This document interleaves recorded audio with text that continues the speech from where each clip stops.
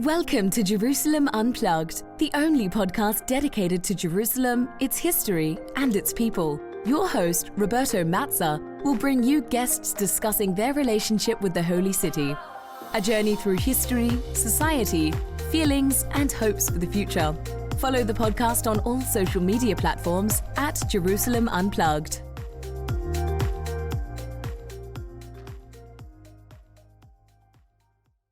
Welcome to Jerusalem Unplugged, the podcast dedicated to Jerusalem, its history, and its people.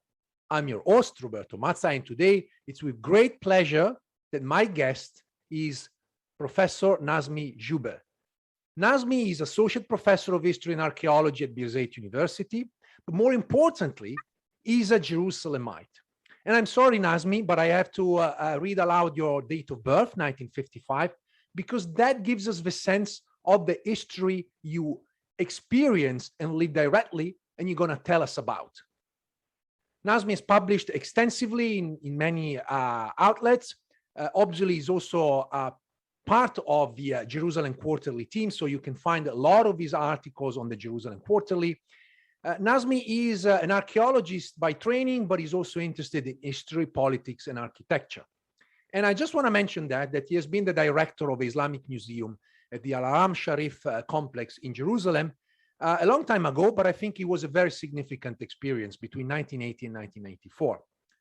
Nazmi, thank you and welcome. Thank you, Roberto. So without further ado, the first question as usual, and I feel like you're going to tell us a lot about it. Nazmi, what is your Jerusalem? In other words, what is your connection with the city? I don't know. I never had other deep experience with other city. I lived for a while in Germany for 7 years in a small town called Tübingen, where I did my PhD. Otherwise, I was always living in the city. It is part of me. I am part of the city. I cannot separate myself from the city. I cannot imagine myself living elsewhere. It's not only the beauty of Jerusalem. It's not only the history of Jerusalem. This is my family, my town, my friends, my childhood, and it will be my tomb too, hopefully. The city is, whenever you grow up, wherever you study it deeper and deeper, you put yourself in a very complicated situation. It doesn't mean that the conditions of the city are so attractive to live in it. I wish that the holiness of the city will be elsewhere, and the city remains just a normal city, and God should reside elsewhere in order to have a normal city with normal people. It's not easy to live in such a holy city where more than half of the people of the world believe in its holiness. It's a big burden on us, normally human beings who just want to live a normal life. It doesn't mean that I do not respect this attachment to the city. Of course, I'm proud of it too. But it's a burden on the people living on it. Sometimes you can see it's a blessing to have tourism, but it's not a blessing to have a flood of tourism walking all over your body in the city. And you are just a form of a witness of a certain period. You are not a piece of anthropological museum where people will look at you as a reference. So in spite of all of that beauty, it's not easy to live in such a city. Because you mentioned this, I really want to ask you, you know, many people read accounts of travelers to Jerusalem produced in the 19th century, mostly British Americans, and they always write about people in Jerusalem as you just mentioned, if they were aliens, right? And I was wondering, is still the case nowadays? Do you feel like you have travelers coming into Jerusalem and people coming, they still look at Jerusalemites as some sort of aliens, like, oh, these are like biblical characters from a long time ago. Is that still the case? I think it's a little bit different, but in general, yes. It's, you know, a lot of foreigners coming to Jerusalem are coming in form of religious trip, pilgrimage. And those are coming with biblical background. They read the Old Testament and New Testament, prepare their visit to the city, trying to localize every site mentioned in the Old or the New Testament. And suddenly in these sites, there are people there who could be witnesses of that period. You are meeting such people. And of course, there are also normal tourists who are with no religious reference at all.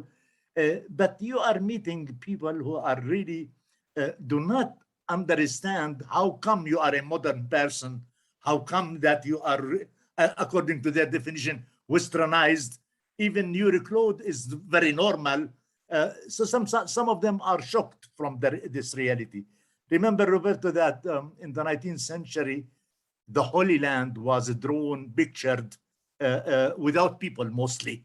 It was just empty, as if the land was empty, because people did not want to see really normal people living in this land. They want to see Joshua, Jesus Christ, walking in the streets of Jerusalem. So whenever we are reflecting that image of the city, then we are part of it. But if we are too much European, too much westernized, then we do not fit there at all in their perception of the city. It's really astonishing reality in Jerusalem.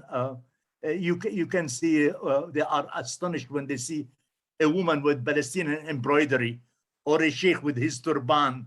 That brings in their mind certain imagination of the city, and suddenly they quote something in their hands that proves the truth in the Holy Book. I must say that I never visited Palestine even before my academic career in that way. But I remember the feeling, particularly the first time I visited Jerusalem, that was back in 2000, going into the Holy Sepulchre in particular. And I remember, this feeling like looking around people like, oh, like, there's a connection. But at the same time feeling like, well, it was 2000 years ago, right? So, but I guess for a lot of people, it's still prominent, this idea, you visit Jerusalem, therefore there must be a connection to a religious belief. I want to ask you something, as I mentioned earlier in the introduction, your date of birth, 1955. You were born just in this period where a lot of things happened in Palestine and particularly in Jerusalem, and you experienced firsthand a number of changes. So can I bring you back to your childhood? Or you also wrote about it, and tell us about your memories. How was Jerusalem growing up in the late 50s, in the 60s, and obviously the trauma of 1967, when the city was captured and occupied by Israeli forces? Some changes. I was living in so many changes in this city. I don't mind to have changes. Change is not always bad. I was born actually in the old city, in the middle of the Jewish quarter. And, the Jewish quarter was a mixed quarter before 1948. And most of the properties in the Jewish quarter were not Jewish properties, were leased to Jews. So even in the same building where I was born, there were a Jewish family living before, besides my family and other families. It is not a house, it's a house complex where several families are living as neighbor or around a courtyard. But I did not witness that period because I was born in 1955, and the Jews had to leave the old city in 1948. Therefore, I was born post actual co-living, I will say, in the same house. But there were other families, Christian, Armenians, Muslims, living together in the same building. So I was born there. My first experience in life was the old city. the city walls were the limit of my world. Outside the city walls, we have nothing to see. Everything was concentrated in the old city. My school, my first school, the shop of my father, was a spices shop in the Chain Street, Bab Silsili, and all my work was concentrated between these areas. In 1965, my parents built a new house for us, just 200 meters outside the Dung Gate, outside the old city, 200 meters. Well, a small villa with a beautiful garden, which upgraded our social life dramatically from an overcrowded house in the old city to a house for us alone. And the most astonishing part of it is we got running water. You know, in the old city, we didn't have a running water. We used to pick up the water from water fountains, and to carry it to everyday home. Suddenly we have running water. I had my first shower in life in the new house. We used to bath in the old city in traditional way, sitting on a chair and pour the water on your head with your hand, and you have to heat your water, etc. Suddenly we had a modern house. In 1965, which is an amazing story, I heard that an archaeologist, a British archaeologist, is looking for school pupils to excavate archaeological site in Jerusalem. So I joined forces very quickly. I was 10 years old, and I was so lucky to work with the most prominent and most famous archaeologist ever worked in Palestine, Kathleen Kenyon. So she digged up Jerusalem, and I worked with her for 2 seasons, and I have a very good memories with her. Dame Kathleen Kenyon very quickly became a friend of mine. She took a lot of time to explain to me the different strata that we excavated. My first school was on the northern wall of the Aqsa Mosque, on the Haram al-Sharif, on the northern wall, on the Via della Rosa. That was my school. Even my classroom window was overlooking the Dome of the Rock. So it was a fantastic location. In the time where we were living in the old city, I was just going down from home to Bab Silsila Road, Chain Road, and then entering the mosque, and along the western wall of the mosque from inside, getting up to my school. When we left the old city and lived in Silwan, Wadi Hilwe, which is outside the Dung Gate, I was coming inside the Dung Gate to the Mughrabi Gate, which leads to the Aqsa Mosque. From the Mughrabi Gate, I took the same road up to school. But afternoon, I had to take another road because I have to go to my father's shop in order to get whatever he wants to send home from goods, vegetables, whatever. And then coming back from his shop, down again of Chain Street, and then through the Mughrabi quarter, the Moroccan quarter, crossing it from the beginning until the end, and getting out from the Dung Gate. So this is the geography of my childhood.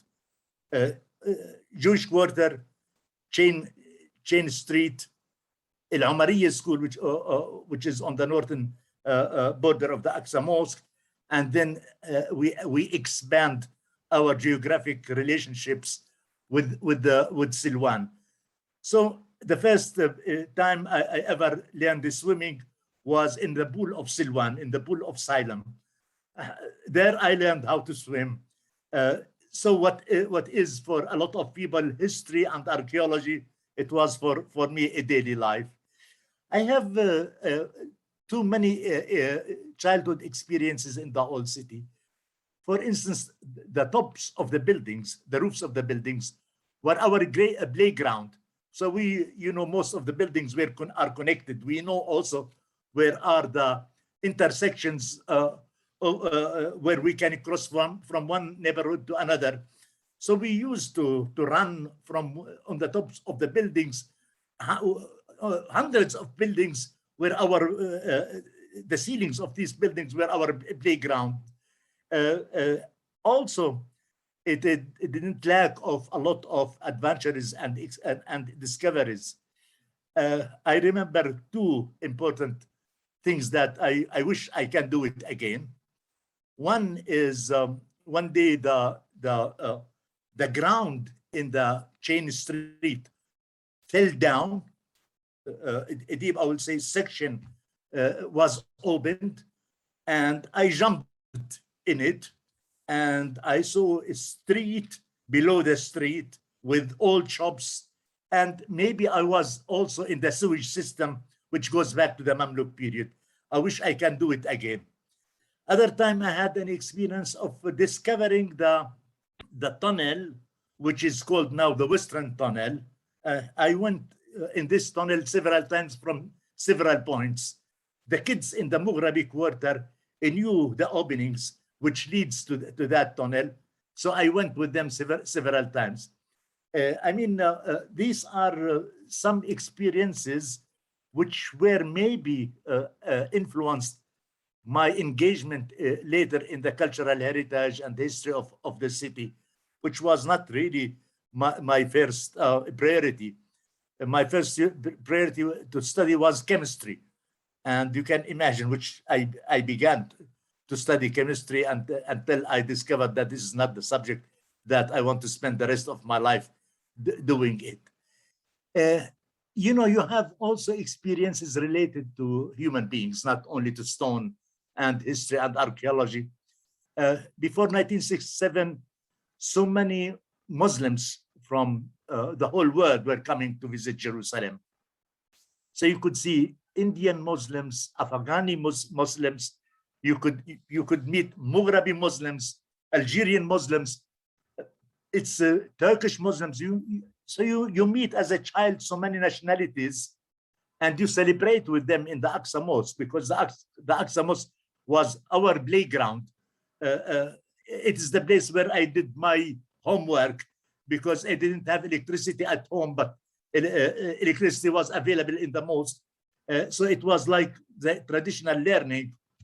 I can tell you that really fantastic experience, especially in the Easter also, where we have a lot of Greeks and Cypriots coming to Jerusalem in masses. And there were very little number of hotels in the city. So they were accommodated by people at their houses. So most of the houses, especially in the Christian quarter, were converted into guest house for the pilgrimage sake coming from these areas. As a child, it was not really a normal thing to have so rich experience with so number of people, different people, different cultures. You look at their clothes, how they look like. You look on their language. You try to exchange with them some words in order to understand them. I mean, I was so lucky to be exposed to so many cultures in a very early years of my childhood. I can speak endless about this childhood, but one thing I have to tell you. In the Jewish quarter where I was born, Palestinian refugees from West Jerusalem and from villages west of Jerusalem were part of the neighborhood. They placed the Jews. They lived in the houses which were before where the Jews were living in the old city. And they took me several times to the walls of Jaffa Gate to look on West Jerusalem. And, I was 10, 12 years old. They were pointing to their houses, because they were living in a very catastrophic conditions in the Jewish quarter. It was a slum. and most of the houses were half destroyed. So the refugees were living in them. Were they pointing to very beautiful houses in the horizon, telling me they were living there? I didn't understand the complexity of the situation. Jaffa Gate was blocked with stones at that time between 1948 and 1967. So I was exposed also to the drama of the refugees in a very early age. And I knew some of them were telling me stories how rich they were in their houses in West Jerusalem. And suddenly they are living from the help of the UNRWA. And really that touched me as a child very deeply. And this is the complexity of the story. When you hear about the Jews who left Arab countries after 48, particularly from Iraq, Syria, and they arrived to the newly created state of Israel, and from this rich status that they lived in, as fellow Arabs in the Arab countries, and then they were sent to this shanty town in the south, or these slums, or even around Jerusalem. It's interesting how you have these parallel conditions of all of these people moved, and they didn't want to observe. It's not that exactly what they were looking forward to, or the victims of other people's choices, right? The politics, the ideologies. And I always found fascinating this kind of parallels where you have these people, but also in terms of ethnicity, because here you have the stories of Arabs, regardless whether they're Jewish or Muslims or even Christians, but they all have been displaced. And to me, as I worked on history of particularly the British Empire in the region, always remind me like there are all of these different levels that affect populations. And here you have Arabs, regardless of their religions, paying the price for other people's choices. I do not undermine the suffering of other people. But let me tell you that what hurts in our case, that the people were living a few hundred meters from their houses, not in other country, not in the other continent, in the same city. That hurts. The people were looking, and they are still looking on their houses in West Jerusalem, saying, this belongs to me. And when we come to talk about Sheik Jarrah, this is actually the story.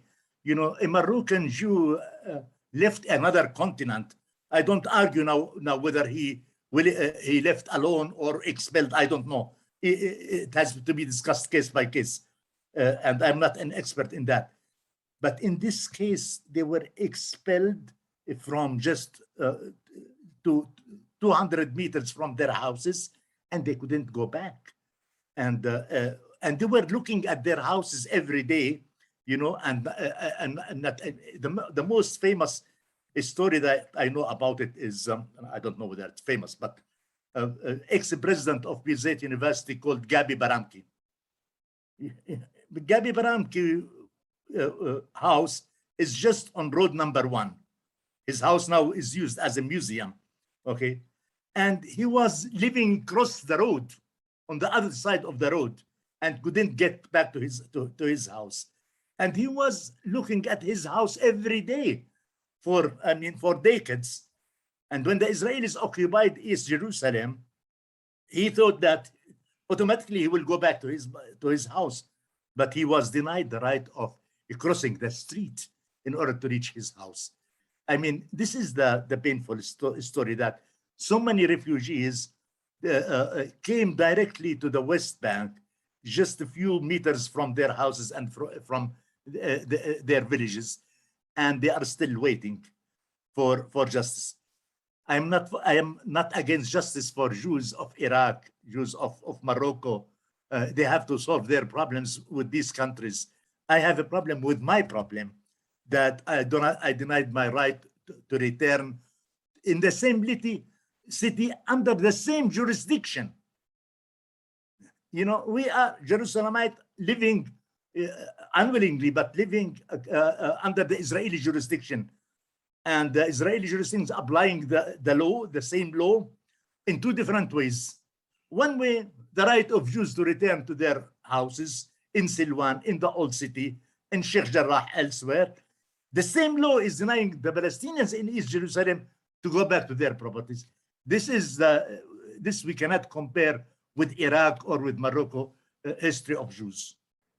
And you're absolutely right to remind that. I mean, there's a tragedy of displacement that is common to a lot of people, but there is this extra layer when you talk about Jerusalem and Palestinians in general, but Jerusalem in particular, where literally you can see the properties, you can see the dispossession, and I wanted to go there, this law of the 1970s, which essentially allows Jews or Israelis, but better say Jews because the word is very specific in the law, with the right to occupy properties that were owned in the past by Jewish families, but the same is not available for Palestinians, which, as you pointed right correctly, given the fact that the city has been, shall we say, reunified, even though this is problematic, but it's, with the annexation of Jerusalem, again, ideally they created one single entity, then the law should be applied to everyone, but that doesn't happen, right? The case is also worse than that. Palestinians in Israel who has Israeli citizenship are denied of getting back their properties. The most famous is the two villages in the Upper Galilee, which called Ikrit and Bir'am, which were evicted after the war, not during the war, after the war, after the settlement of the borders, if you want, for security reasons.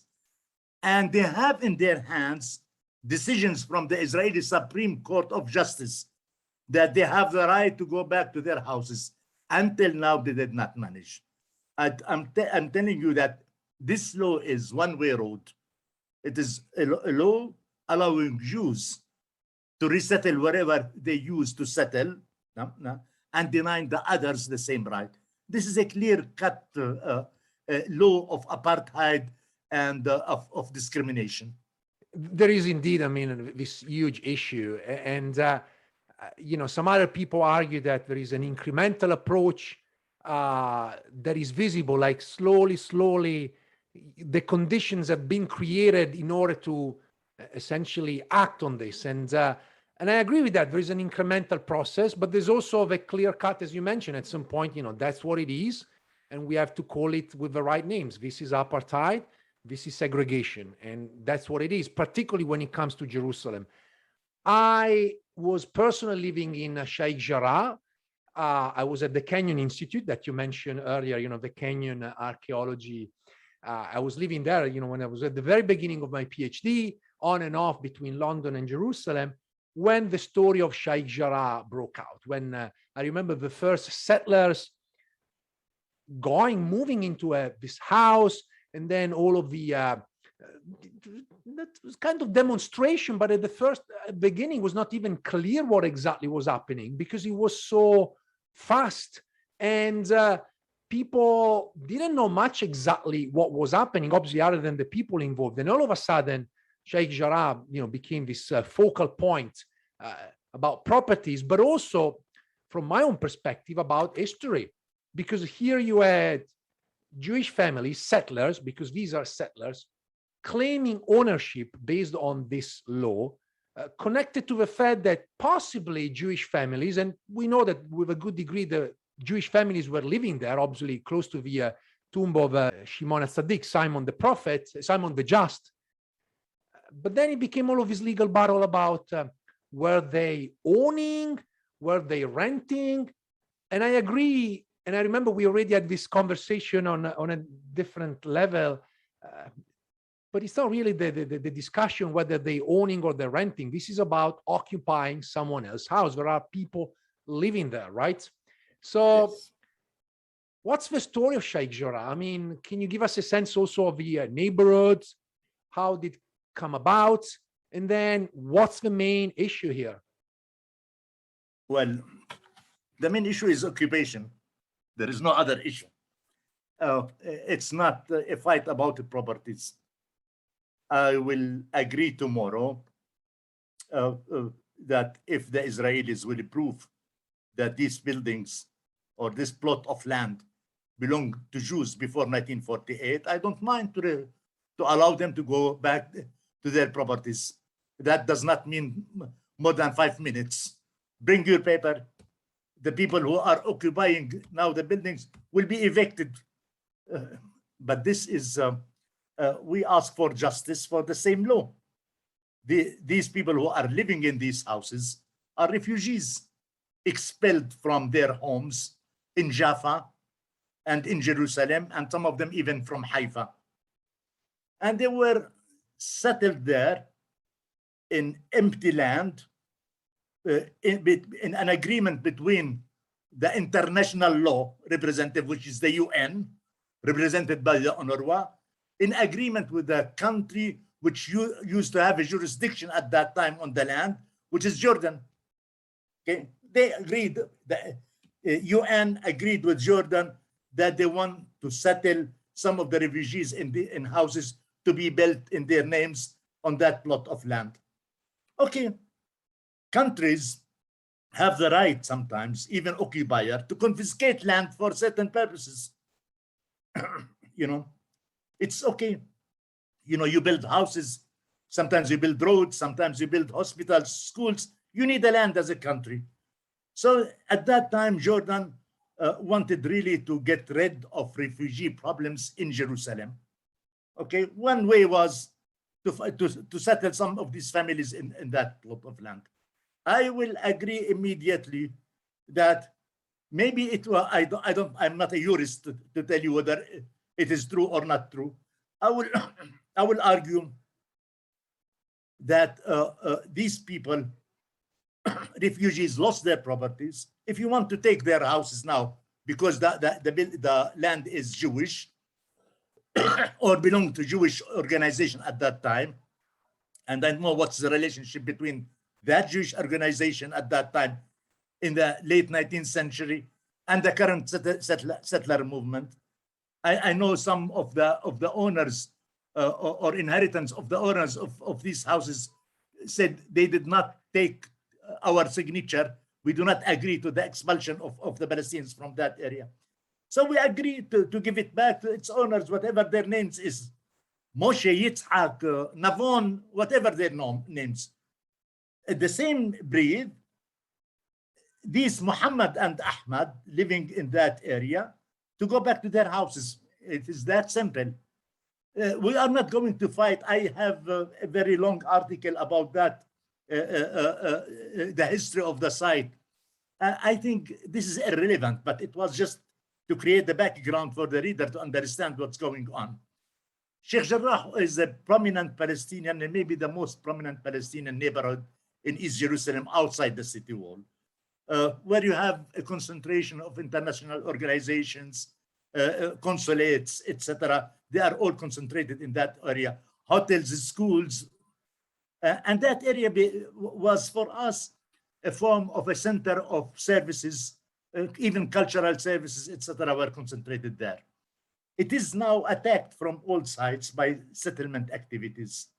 On the top of the Sheik Jarrah by the Mufti House, the Jerusalem Mufti House, the famous Sheikh Haj Amin Husseini, his house was confiscated and considered as absentee property, where his family, part of his family is still living in Jerusalem, but he is an absentee. His house was confiscated as an absentee. Jordan did not have the right to confiscate an absentee property in Sheikh Jarrah to build the houses for the refugees, but the state of Israel has the right to confiscate the Haj Amin Husseini house and land because he's an absentee. I think this is the discussion about ownership and property is irrelevant. Here is a discussion about colonialism and using your own law to impose it on the colonized in order to colonize it more and more and deeper and deeper. Sheikh Jarrah is now surrounded by settlements. It is disconnected slowly from the northern part of the cities through settlements. And now there are, there are different settlements in East Jerusalem. Some of them are disconnecting the West Bank from Jerusalem. Others are disconnecting Palestinian neighborhoods from other Palestinian neighborhoods inside Jerusalem. Some of them are between the Palestinian neighborhoods, and some of them are planted inside the Palestinian neighborhoods, and others are inside the same house. So you have different levels. Those who are inside the neighborhoods and inside the Palestinian houses, they are not really normal settlers. Mostly they are very sick people, fanaticals. They are mostly employed by certain movements, paid to settle there. And the most prominent story is, which the whole world was watching, is the Yaakov story in Sheik Jarrah. He said, if I do not take this out, others will take it, as if the house is has no owners, and he found it, on the moon. This kind of settlers that we have inside Sheik Jarrah, who are really paid to settle there for ideological reasons and for, I would say, ethnic cleansing process. Sheik Jarrah is an example of what's going on deeply in Silwan, but people do not talk about Silwan much, because luckily in Sheik Jarrah you had the whole international representations there, so it took place under their eyes. The media was so interested in the story, as well as the Palestinians who are living in that area is a form of petit bourgeois. They are not really the poorest Palestinians, and they are very educated, so they could present their case.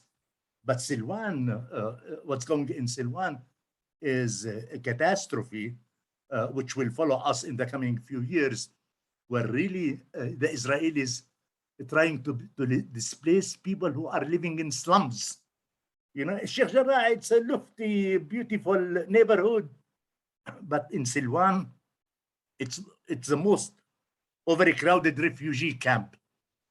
It's not a refugee camp officially, but it is worse than every refugee camp in the West Bank. And the people are living in a very poor conditions, physically, psychologically, socially. They are very poor people. They are all living below the poverty line. And the Israeli state do not have empty land to settle Jewish settlers, except in these slums among these poor people. I mean, they are destroying really on daily basis the human beings living in Silwan. And the Israelis who are living in these inside neighborhoods, settlements, are not the best Israelis. They are not the Israelis of Tel Aviv. They are not the Israelis of Haifa. They are the chosen people who are living there. So this is the Sheik Jarrah. Love this podcast? Support this show through the Acast supporter feature. It's up to you how much you give, and there's no regular commitment. Just hit the link in the show description to support now.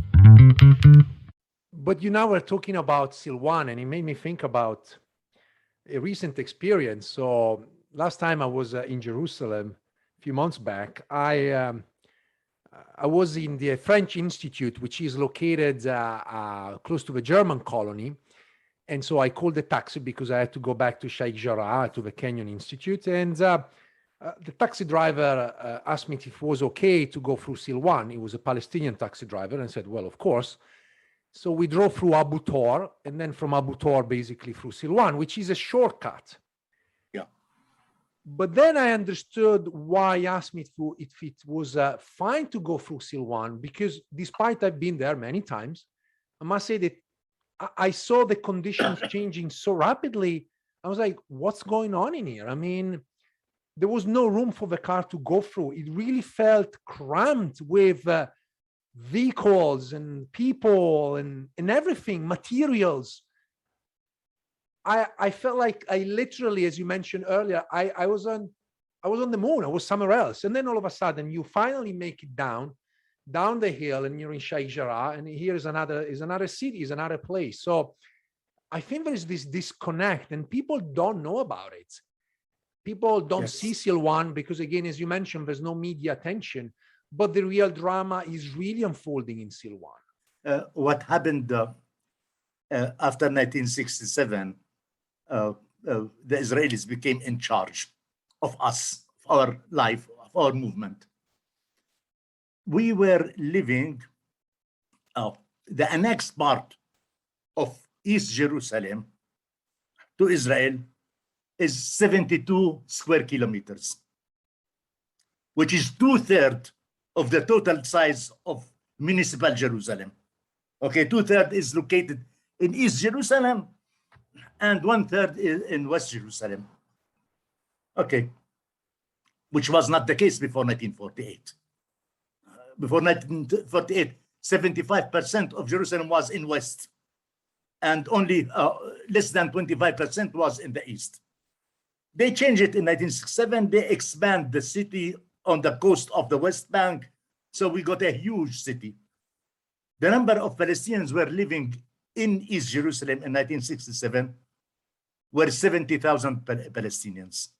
In the whole 72 square kilometers, just 70,000 Palestinians.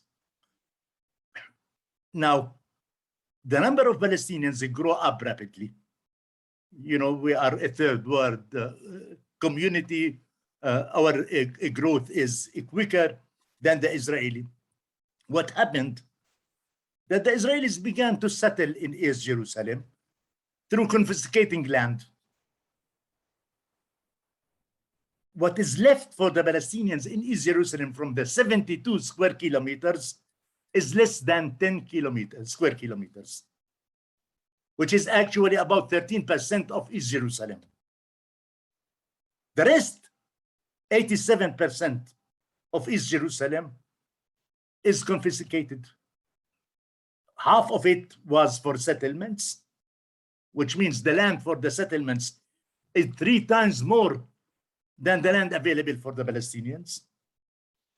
And the rest is green services, whatever they call it.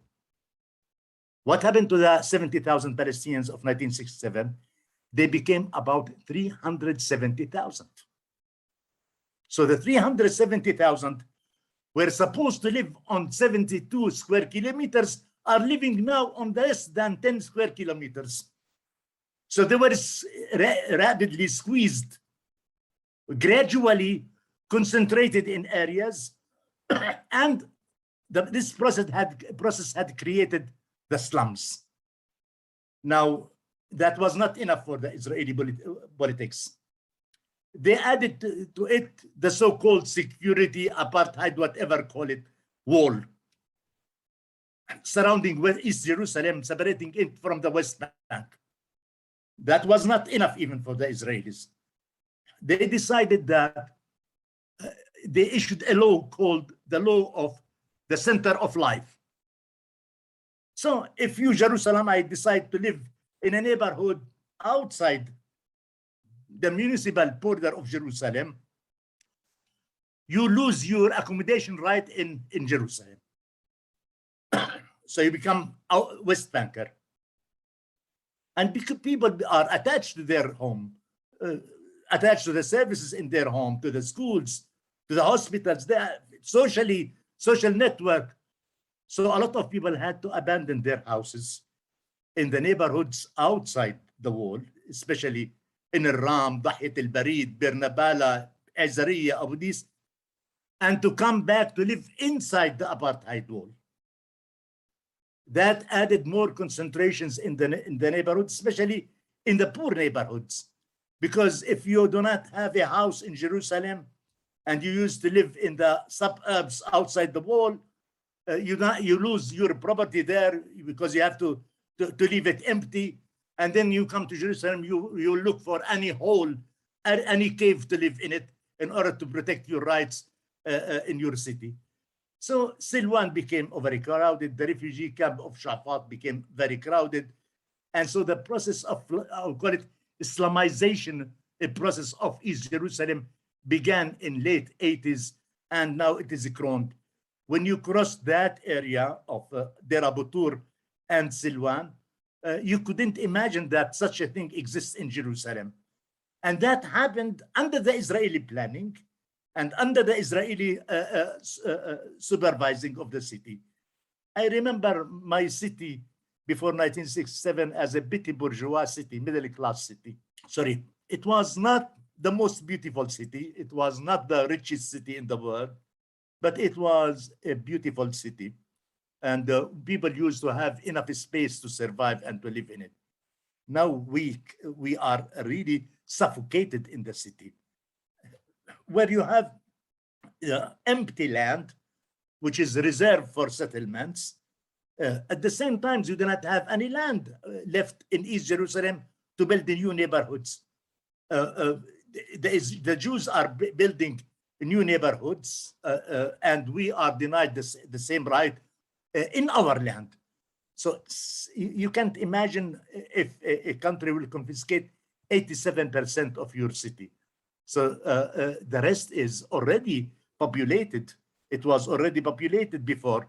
And then you have to populate it above and above the new layers of population in the same location. Therefore, the Israeli statistics are saying that about 80% of the Palestinians in East Jerusalem are living under the poverty line. So you could imagine also the social problems of poverty line, drugs, family violence, sexual violations, etc., etc. These are phenomena well known by sociologists if you are living in Islam. This is the creation of the Israeli policy after more than 50 years of occupying us.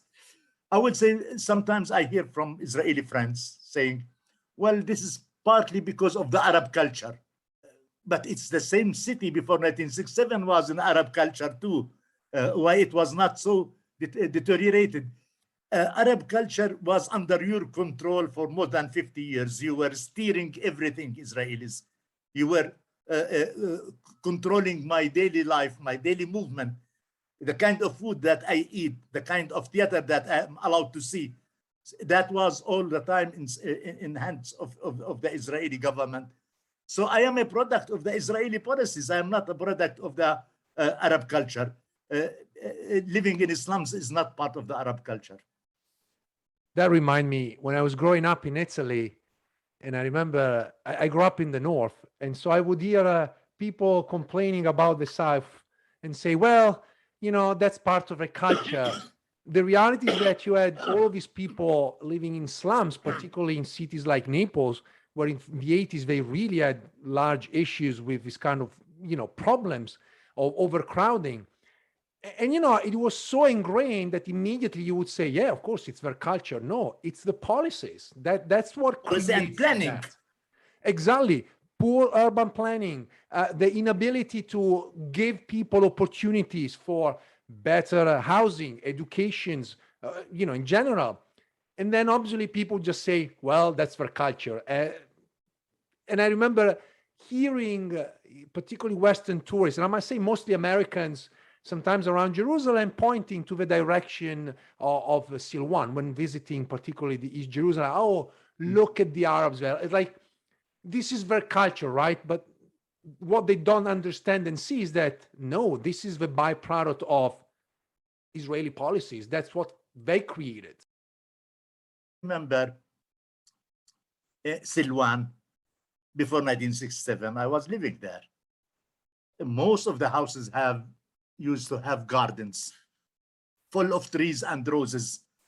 This is not the paradise, but it was a very beautiful neighborhood. You could have enough places for every gardens, parks used to be in Silwan.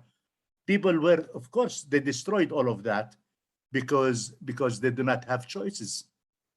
Did not have now in Jerusalem, people are dividing their apartments into 2 and 3 parts in order to accommodate their married children.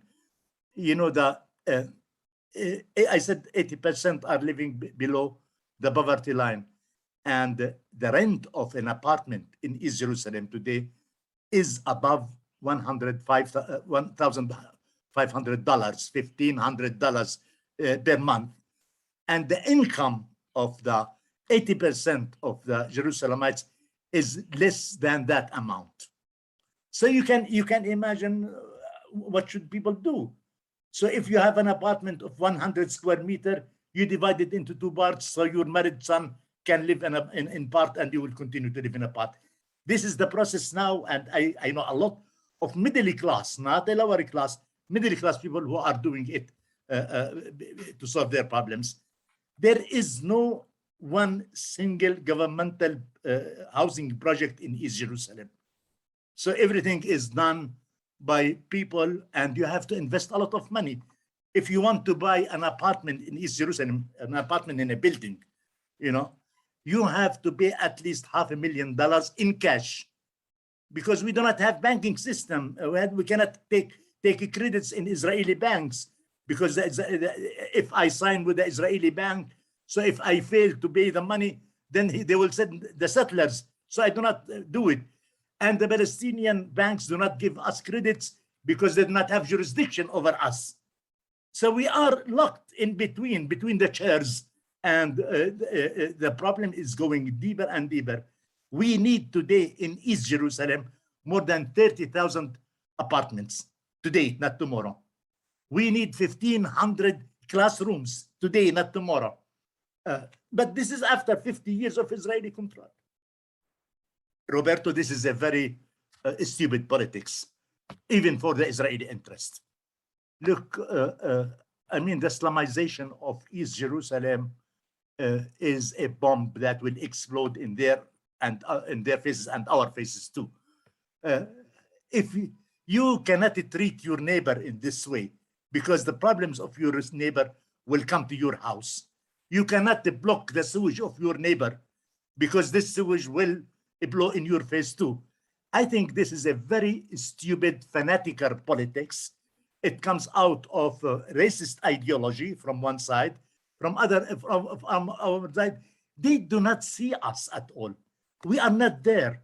They deny our existence. So their planning for us is a planning for nobody is living there. So I don't have to plan for him. I don't have to assist them. But this is really a very stupid politics. Now we are about 40% of so-called United Jerusalem, the capital of Israel. And the trend is clear. We are adding 1% every day, every year. So next year we are 41%. Can you imagine a country in the world that considered 40% of its citizens as enemies? And you plan for your enemies? This is a very stupid policy. And this is exactly the problem that, or I will say, the deep hole that the Israelis living in it, and they're pulling us with them down in this hole. I do not think that this is a clever colonial politics. I think this is a very stupid, fanatical, racist policy, but there will be a price for it, very high price.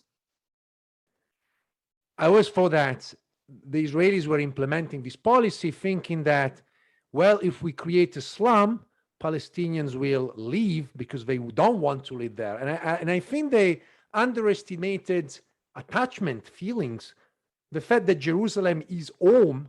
And so obviously people chose not to go, but rather to live in these conditions. And you're right, this is going to explode in their hands because they simply didn't plan for this to happen. I think colonialists or occupational is becoming sometimes blind and do not understand the occupied. I think colonialists never understood the colonized, not here and not elsewhere. And their Orientalism and their studies of the Palestinian society is a catastrophe. It's not because they do not have good researchers. They have good researchers, but the researchers cannot understand the colonized in a proper way. It's the conflict here is national conflict about land. And we understood in 1948 that don't leave your home regardless. I remember in 1967, my father said, we were 11 children, said, I am ready to die with my 11 children and not to leave my home. some people are very attached to their, we are not more attached than any other people to their homes. You know, people in general, they are attached to their homes. But also we do not have alternatives. You know, I have to remind you that in the 60s and the 70s, we used to have alternative to go to the Gulf states to work there. We were very welcome and very well needed. Today, we are not needed anywhere, and we are not welcomed in anywhere. So we are staying here. We are not moving anywhere. Israel has only one choice, is really to reach settlement with us. They do not have any other choice. We are not going to be expelled. We will not allow that. They do not have enough force to do that too. And they cannot push us to anywhere. So the question is what they want. Do they want to have 1/3 of or more of their capital as a slum, which we will export to them all of the problems, including drugs, violence, aside from the national compact? You know, these are just other issues which are very dangerous to the Israelis. Now, the Israelis have to face this problem. I think until now, they are living in denial phase, denying the existence of the problem. Recently, when the Sheik Jarrah story, Damascus Gate story and Aqsa Mosque story suddenly explode, I think some of them waked up. They are not, did not influence the Israeli politics yet, but suddenly somebody opened their eyes. What are we doing there? If I take tomorrow a bus of Israelis to East Jerusalem in a tour, not in the holy sites and not in the beauty of the old city, just to take them to Silwan and to show them what is going on there, I am sure that if they are Likudnik Israelis, they will be very surprised. They will not believe what they are going to see. And it was done in their names.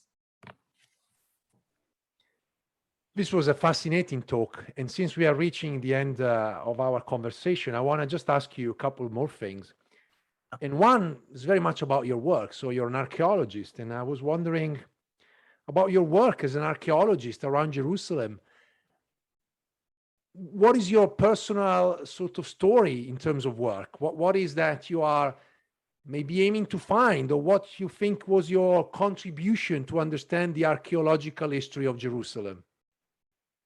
Yeah, first of all, I was trained as an archaeologist, but really never worked as an archaeologist very well, because I've graduated in a time where I couldn't practice archaeology, just theoretical archaeology, because I didn't want to work with the Israeli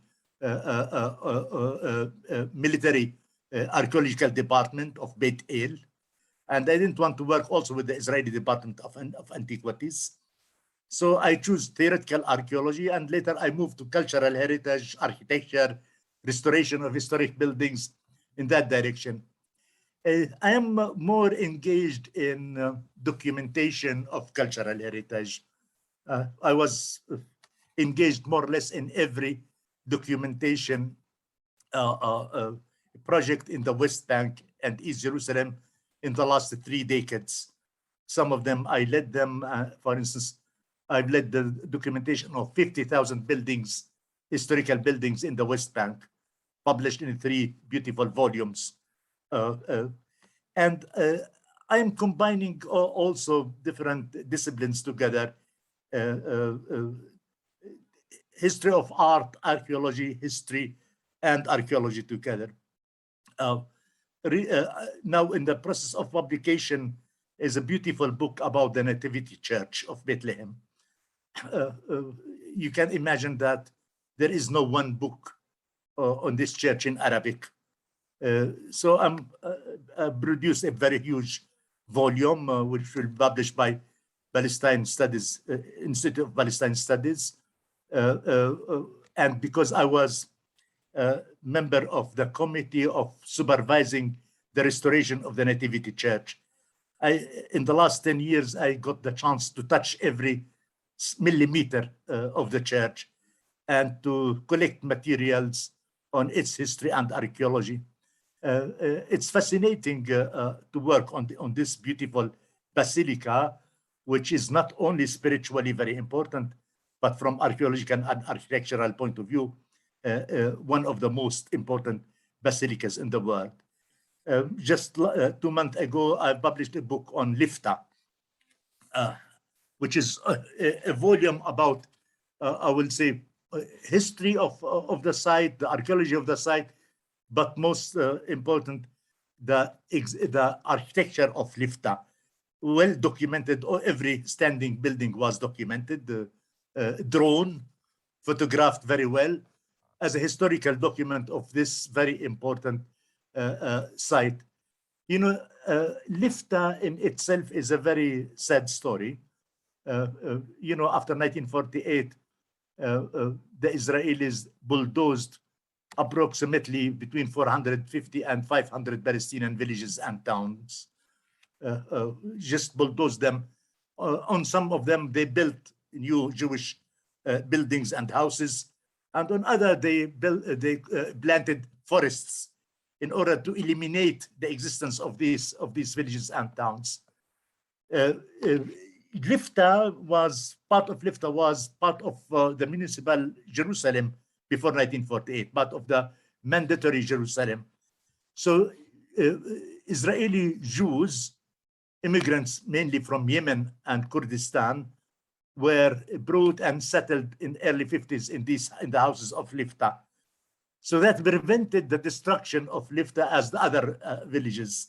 You know, in West Jerusalem until Ramli,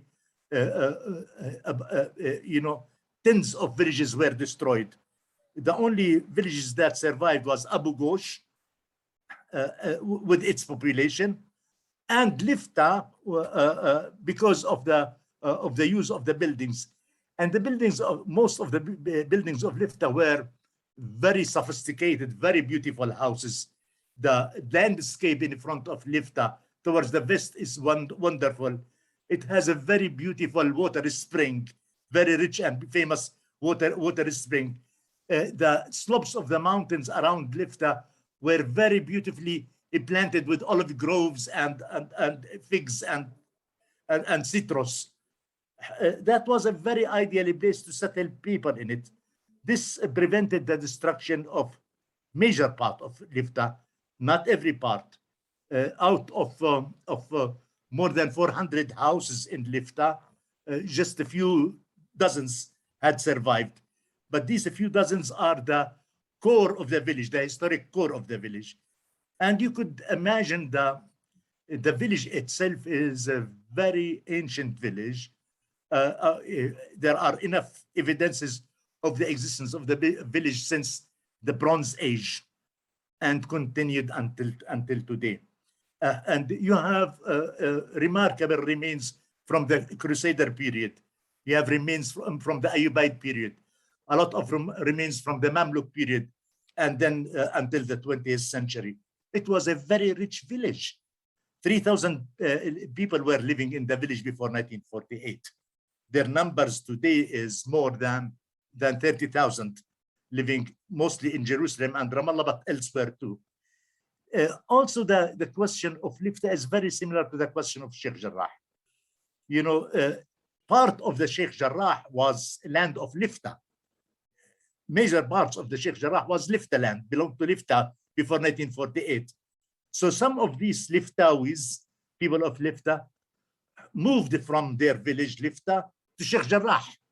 And they have now part of it called Lifta neighborhood. So a lot of them are refugees living in East Jerusalem and in Ramallah, where their village mostly intact. They are ready to go tomorrow to restore it and to live in it.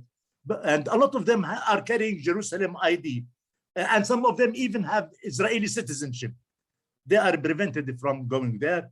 And the Israelis are insisting on building on the ruins of Lifta, on the land of Lifta, a new neighborhood, which will be a very expensive and a very rich neighborhood.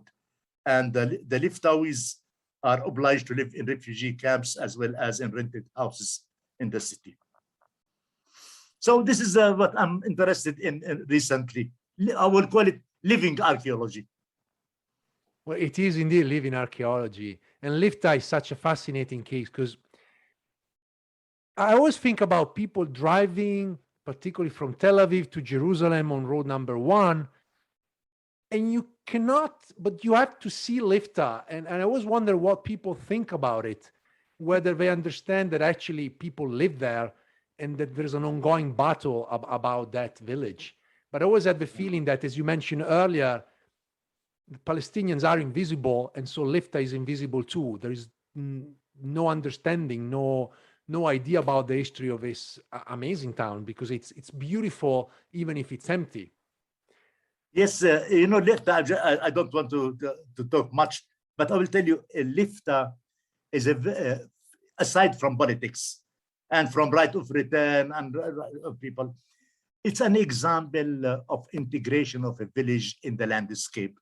It's beautiful to trace the history of architecture of several periods. It is an example how the countryside was about before 1948.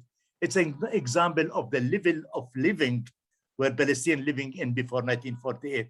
It's not a land without people. It was not a land of very poor villagers.